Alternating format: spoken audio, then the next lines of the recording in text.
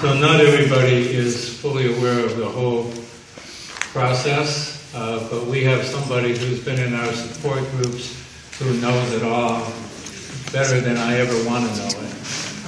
And so we're going to invite David Lundquist, who is for me, as far as I'm concerned, in ministry in the United Methodist Church, but also has been a lawyer, which he says is not his calling at the moment, but those skills have come into play here in an amazing way. He won't tell you this, so I will. For 15 years, he was the General Secretary of the General Church's Council on Ministries, and knows more than he probably wants to know about our church.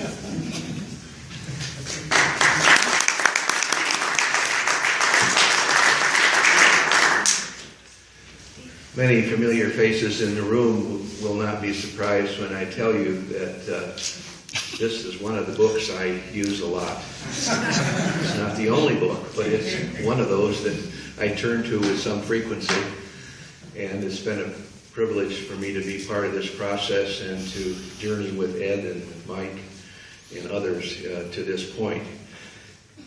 As there was thinking about today's session, there was a feeling that maybe not everybody is familiar with the process. Probably not a whole lot of you care that much about it, but at least we thought it would be good to give a quick overview. So in this book, which is called the Book of Discipline, and as I was looking at the title just a minute ago, I was reminded that many years ago in one of the general conferences of the church, retired Bishop Joseph Yackel concluded the general conference by talking about what the General Conference had done to perfect and revise this book. But he called it the Book of Covenant, because in fact, it has a lot of covenant about how we live together as people within United Methodism. So quickly, what's the process? As Ed has alluded to, there are some sections and paragraph numbers in the discipline that says if clergy do certain things, and it's not limited only to clergy in some places, by the way, there can be what's called a chargeable offense. And one of the money has to do with performing a same-gender marriage. If that happens, and anyone chooses to file a complaint, which is not any big legal document, it can be just a piece of paper in a letter or whatever that goes to the bishop or to a superintendent that says Ed or Mike violated this portion of the discipline, that begins the process. And each bishop of the church, active bishop of the church, is obliged at that point to gather the clergy person involved and the person who filed the complaint and have a meeting. We love to have meetings. You know, this is called a supervisory response meeting, where the conversation takes place about what was alleged and is there the possibility of reaching a just resolution, which in these two cases was the end result of that process and the beginning of a much bigger process. If there is no just resolution, then the bishop has three choices really. The bishop can dismiss the complaint and say that's the end of it, or can refer it if there's certain aspects of it which we don't need to get into. It can go to what is called an administrative route, which goes through the Conference Relations Committee of the Board of Ordained Ministry. But more often than not, in the cases of same gender, it is referred, if necessary, to the judicial track, which results in church trials. We've seen news all across the denomination about church trials in recent weeks. So that's the process. But the goal is to reach a just resolution. And I will read from this book. Under the section that Peggy referred to in her remarks a minute ago, the response is, this is talking about the supervisory response. The response is pastoral and administrative and should be directed toward a just resolution among all parties. It is not part of the judicial process. And then it goes on to say that if there's a possibility that everybody involved, which it basically involves the Episcopal leader, the clergy person, and the person who filed the complaint or persons, if they can reach an agreement about how to resolve the issue, and they do so, that's the end of that. The beginning, as we'll hear in a little while, is what happens to implement what the just resolution is. But that's, in general, the process. And so, there you have BOD 101.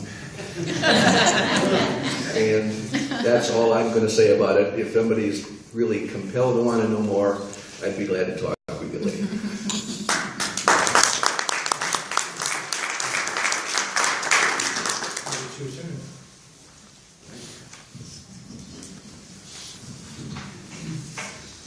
So now we move to the place of why we did this. Wyatt and I chose to do this and didn't talk about the specific proposal or specific just resolutions.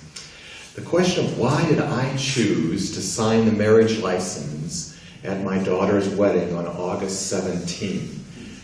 And maybe more important, why did I choose to tell my district superintendent?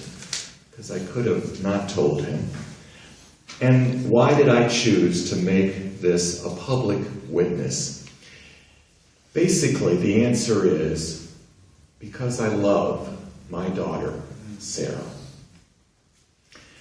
And I also love the kingdom values that she lives by.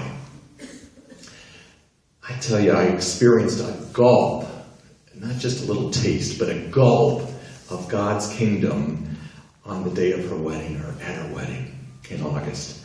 It was a few days before the wedding. I asked Sarah, how's the pavilion in the park going to be set up? They're going to have this outside, not going to be a church wedding. It's going to be outside in this pavilion. And she said, well, we're setting up 150 chairs in a circle around or under this pavilion roof. And I said, well, Sarah, where will Sarah and Allie, where will the two of you be sitting? I'm sure it'll probably be in the center.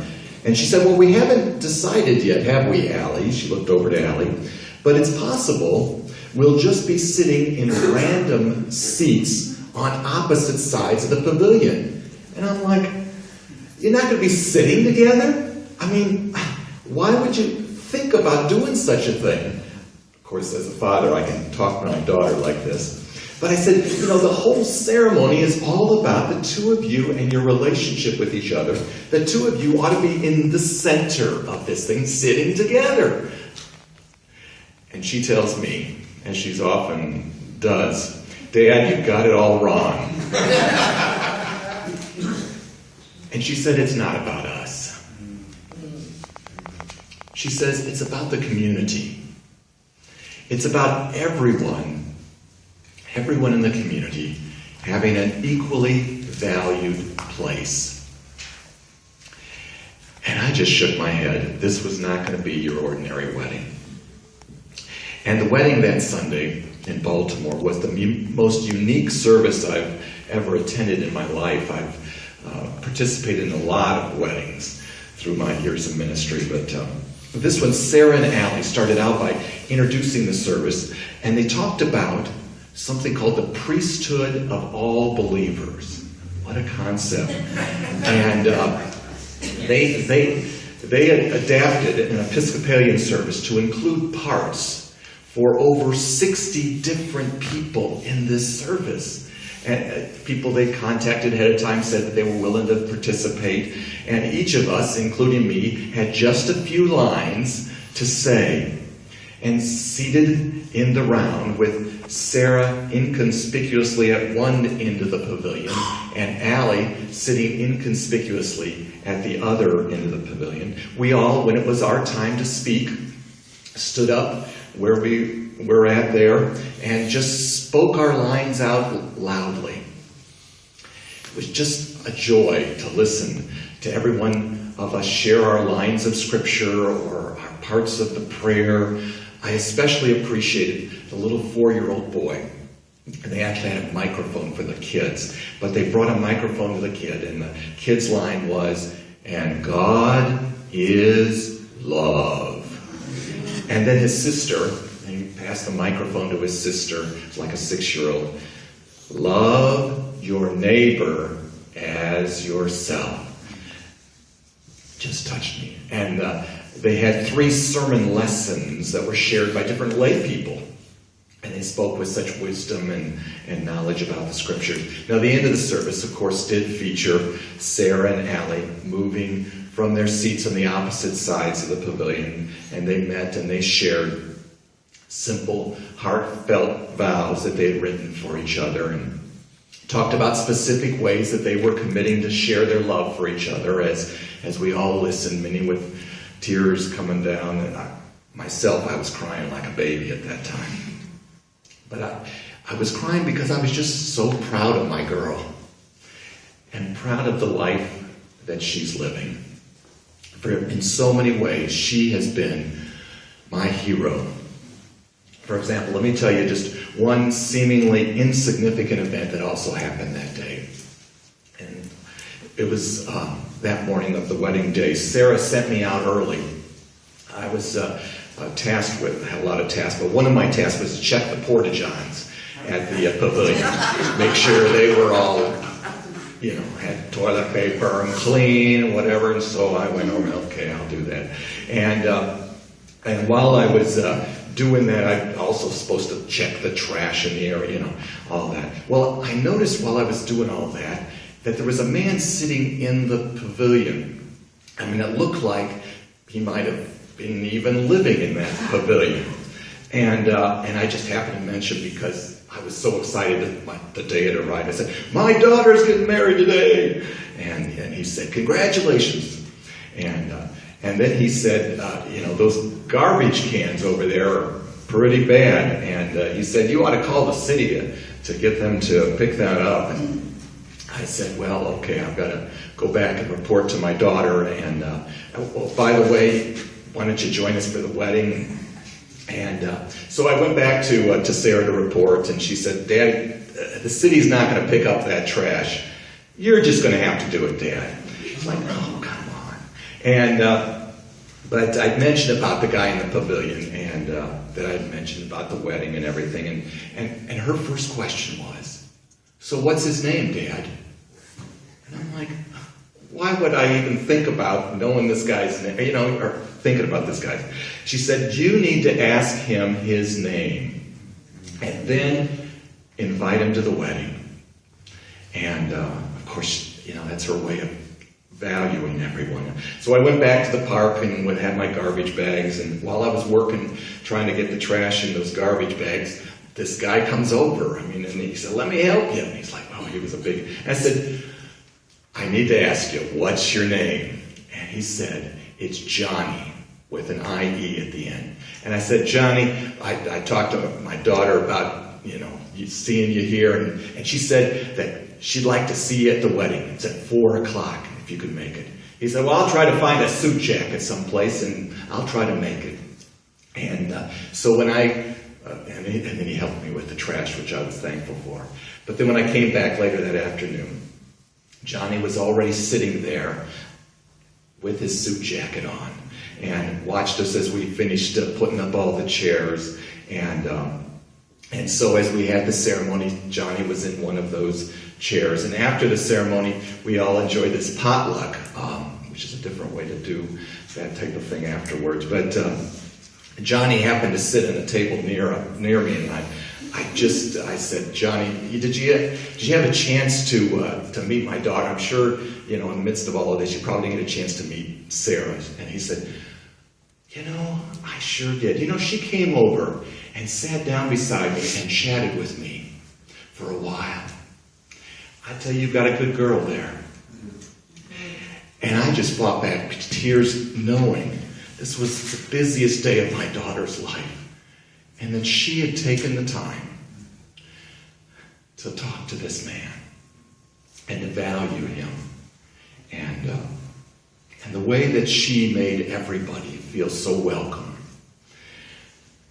That is what has led me to find the courage to sign her marriage license, in spite of the potential consequences. And I just encourage us to pray for the United Methodist Church, that we too might be a place where we all might be welcomed.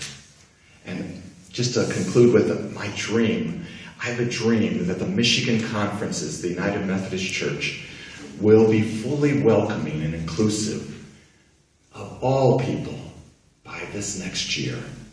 That our conferences will affirm the biblical view that homosexuality is compatible with Christian teaching. I have a dream that our local churches will be encouraged to be fully welcoming and inclusive of all people, regardless of race, color, national origin, status, economic condition, sexual orientation, gender identity. I have a dream that all people will be considered for commissioning, for ordination, for appointment in our conferences, regardless of any of those categories of race, sex, color, national origin, status, economic condition, sexual orientation, or gender identity. I have a dream that any church in our conferences could be the site for any wedding or commitment ceremony. I have a dream that the clergy of our conferences could officiate at any wedding or commitment ceremony without fear of a potential trial. And my prayer is that the Lord would help us be God's hands and feet and voices to work toward bringing God's kingdom to come on earth as it is in heaven.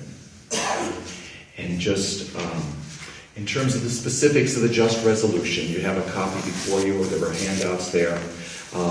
Ed's going to be talking a lot about the paragraph, in mine it's paragraph number 3 that talks about the truth and reconciliation model. I won't refer to that. In addition to that, I have some other work to do.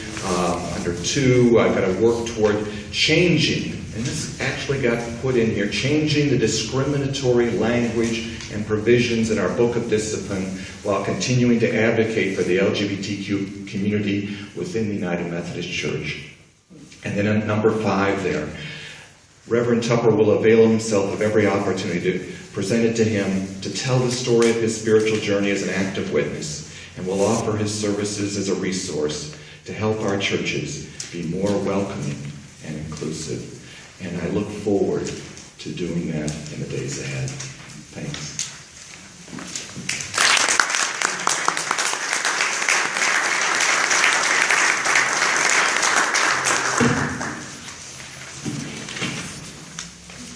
Well, my story is that the reason that I believe in inclusiveness in the United Methodist Church is the United Methodist Church's fault. That's what they taught me.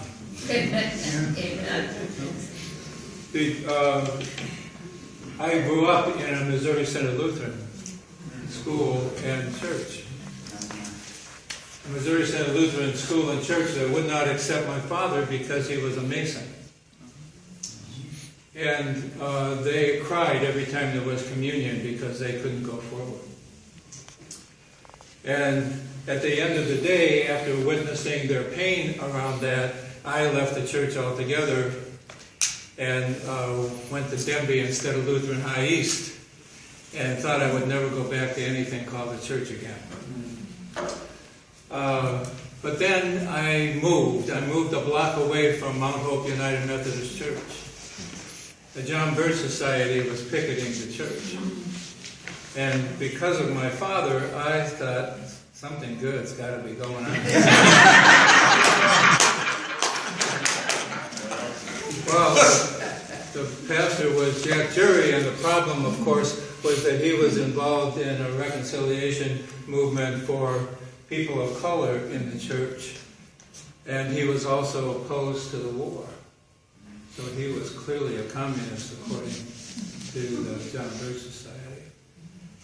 So I went in and I talked to him about what had just gone through with the Missouri Synod Lutheran Church, who, by the way, you know, their process of discipline I would call physical abuse. people crouching in the corner until they couldn't walk anymore, crawling back to their seat with people laughing at them. And then, of course, we had catechism and talked about Jesus. Okay? So, on a good day, when I was going home, I would just, in my mind, blow up the catechism teacher's house. And in a bad day, he was, in my mind, sitting in his chair right in the middle of it. Because what I learned to do was to hate people who would not let my parents in.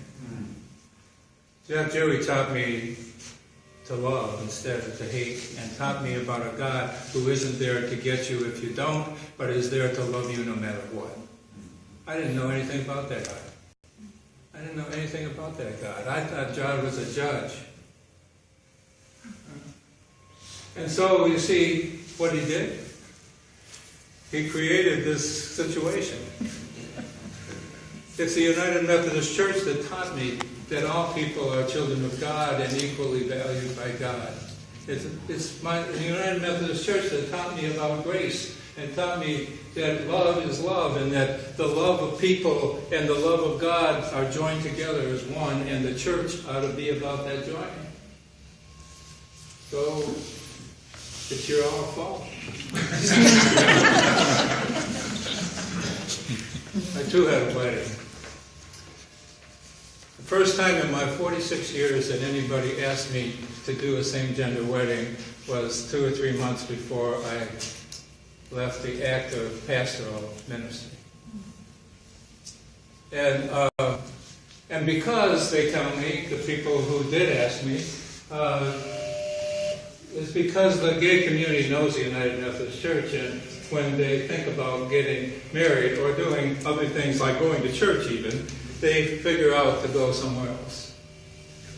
But this member of my church had been holding in there. I don't know why. Do you know why gay people stay in the United Methodist Church? It's a gift of God. God only knows why. But so except for my daughter, who did not want her marriage to be a political event, so I just did the homily at her wedding, and my son, who's in the back row here, did the wedding. But this couple said, you know, we wanted to come to you and ask you as our pastor to do our wedding, but we have just been reading about Frank Schaefer and about his, at that point, defrocking. And we wanted to leave the church altogether, for one thing, and two, we didn't want to put you in that situation. I said, I think what would happen if you could not require of your church the same pastoral counseling and pastoral care of a heterosexual couple, that would do damage to you, it would do damage to me, I'd be part of the rejecting. You know, that the people who are saying to people, you cannot get married in this church, you cannot get ordained in this church. If I refuse to marry you, the end result is exactly the same. It doesn't matter that I say something different from the pulpit. At the end of the day, what I do is what matters. And the couple would still be rejected.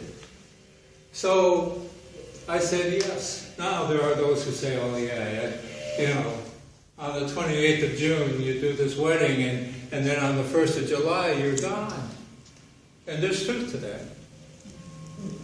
Because I'm not 35 with 3 kids worrying about my job. So when I think of that, I think, well, isn't that an opportunity for about to be retired or retired pastors? Isn't there some responsibility to take the advantage of our position in life?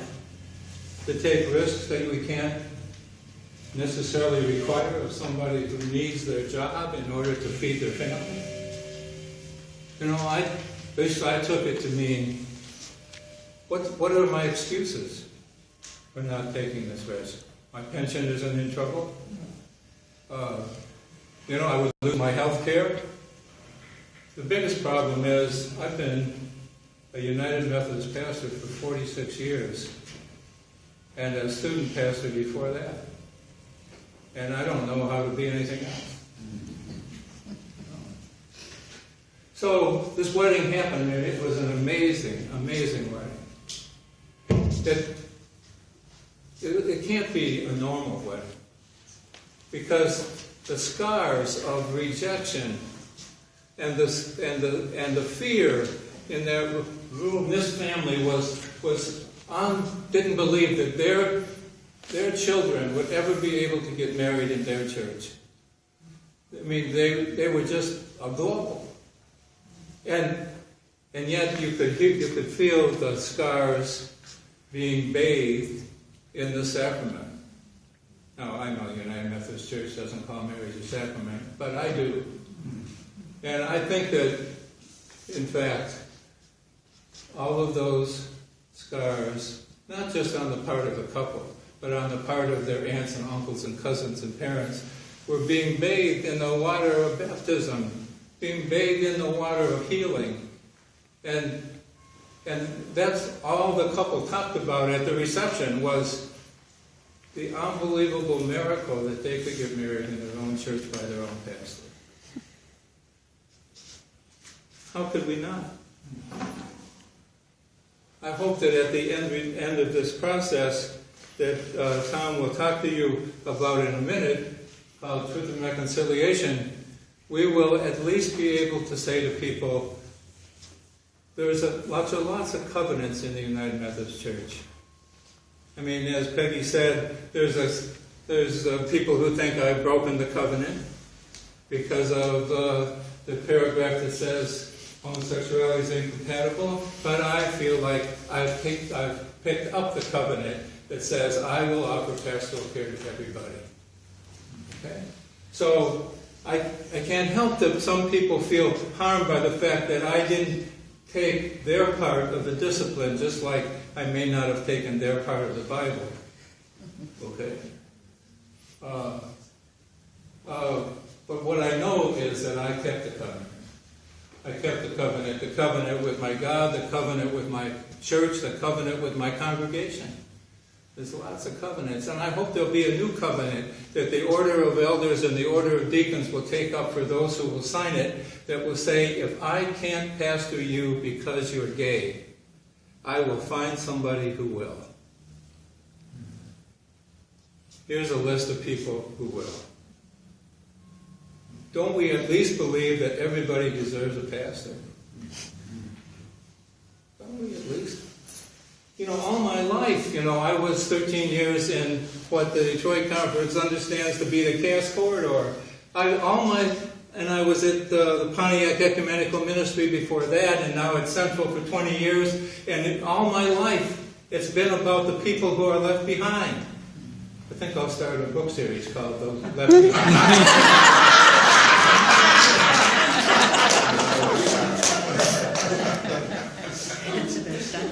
This is just an extension of that ministry. And somewhere at Cass, when a 17-year-old boy came to me and said he sat in the pew, closeted, while his pastor told him he was going to hell, and went home and thought about ending his life. Okay. Or when a young man in the building next door that I could see out of my window, and all kinds of interesting cottage industries were going on there. But he would come in having been beaten several times and needing food because he was gay. But one day he came in and he needed help, and he wasn't bleeding from his face like he usually was. His pants were full of blood. He'd been gang raped. At some point you decide you can't be a little bit inclusive, don't you? I mean, how do you do that? And the Cass Church helped me understand that in a way that, are you going to keep preaching about social justice and equality and not include me? So, by the way, this young man's name was Edwin. It's also my name.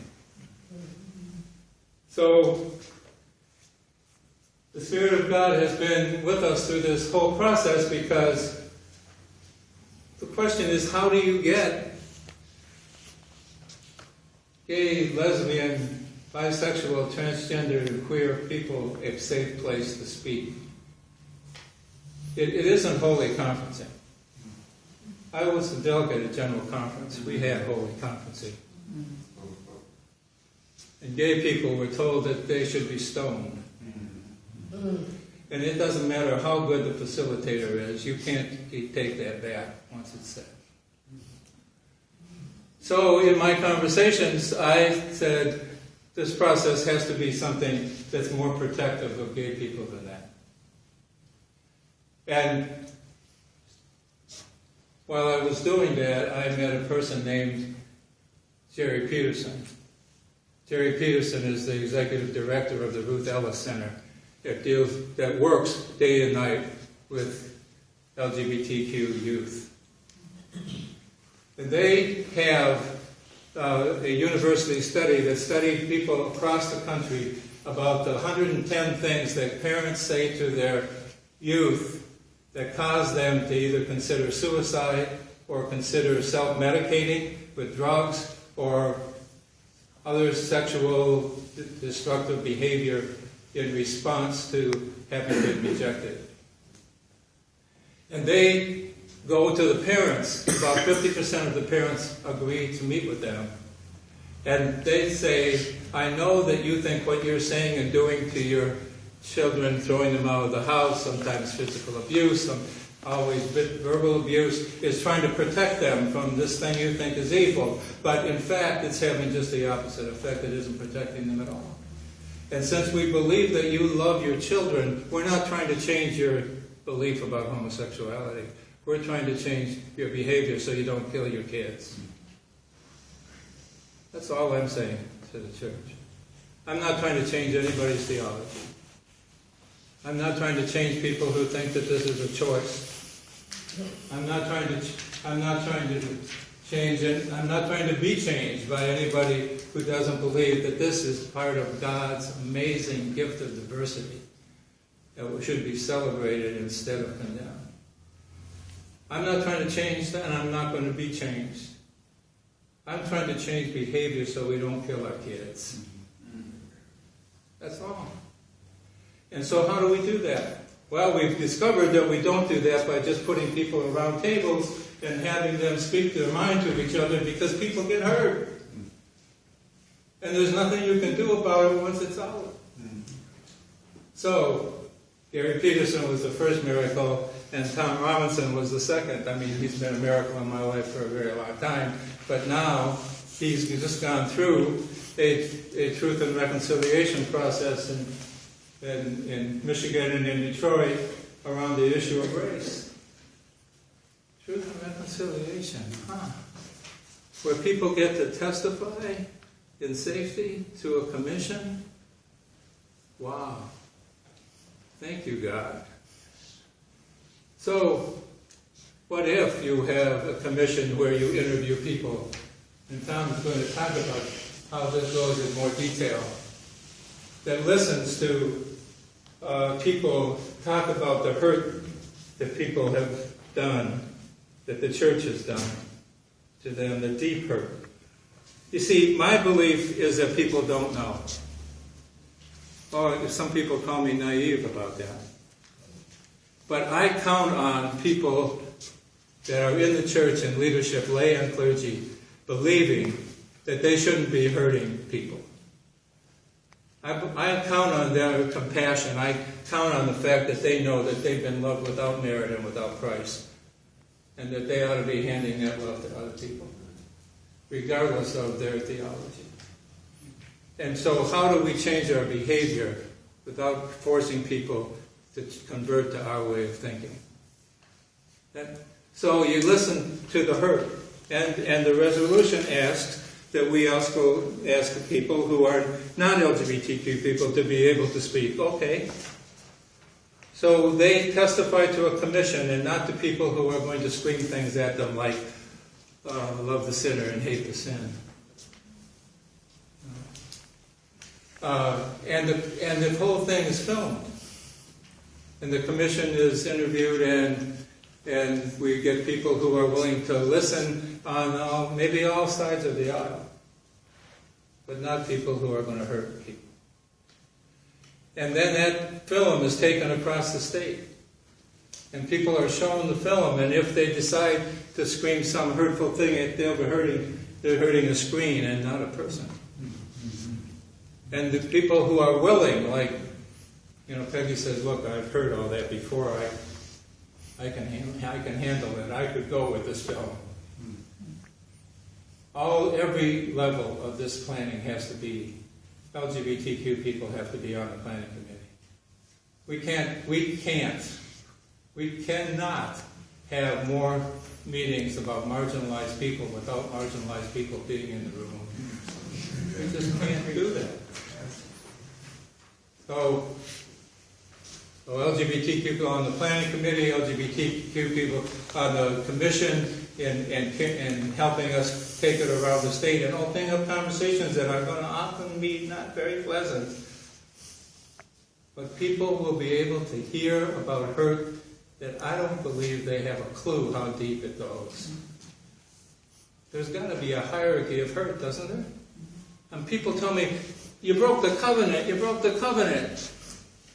And you're comparing that to somebody who's being told by his pastor that he's going to hell, so he goes home and tries to commit suicide? Isn't there a hierarchy of hurt? No. Everybody's harmed, and that's one of the things that gets discussed in this just resolution process. People talk about how I've been harmed, they talk about how they've been harmed. Let's be real.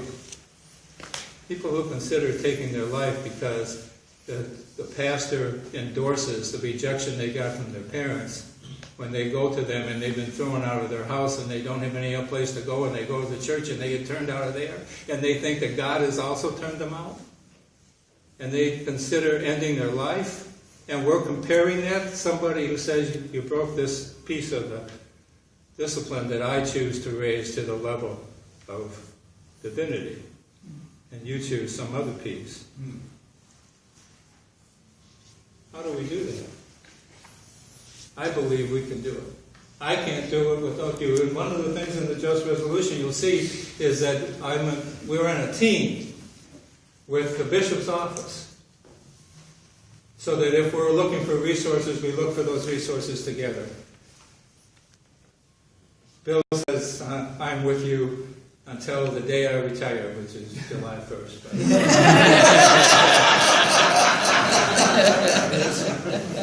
And I'm telling him he can't quit that. And I've also already recruited Melanie. Enough said about that. He is a wonderful person as well. And so we have a chance. We haven't done anything yet. This is really not a celebration of something that's already happened. It's a celebration of the opportunity to do something that hasn't been done, that will give gay and lesbian, bisexual and transgender and queer people a chance to talk about something in safety. I'm not taking any more vulnerable people to open conversations where they can be hurt more than they already are.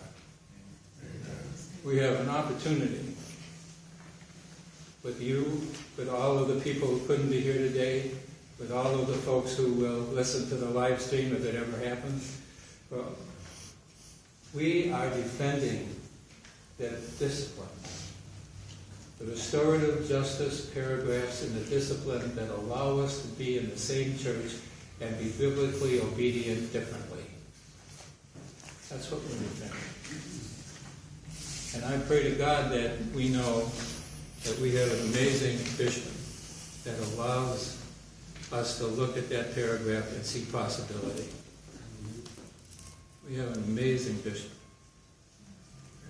And I want us to know she's obviously going to hear from people who aren't us. We've got to be there saying, this is disciplinary. We went through every spot. Bill made sure we didn't miss a jot or a cross a T. And that's good, because what we've done is in keeping with the discipline. It's in keeping with allowing us to be hopeful people. It's allowing us to believe that someday LGBTQ people will feel safer in the United Methodist Church because of what we have done.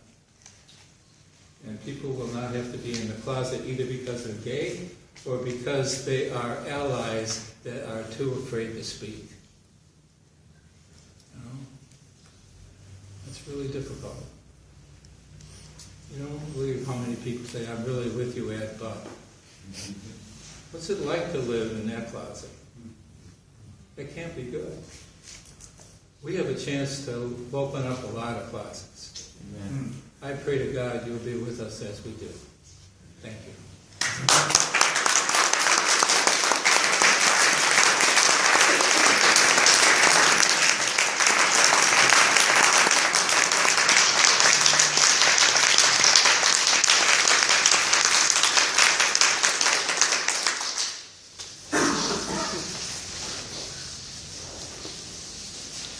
Okay, so now, I think we need to take a 3 or 5 minute break. okay. Let's By the way, we're not going to like it if we have to take all these muffins home.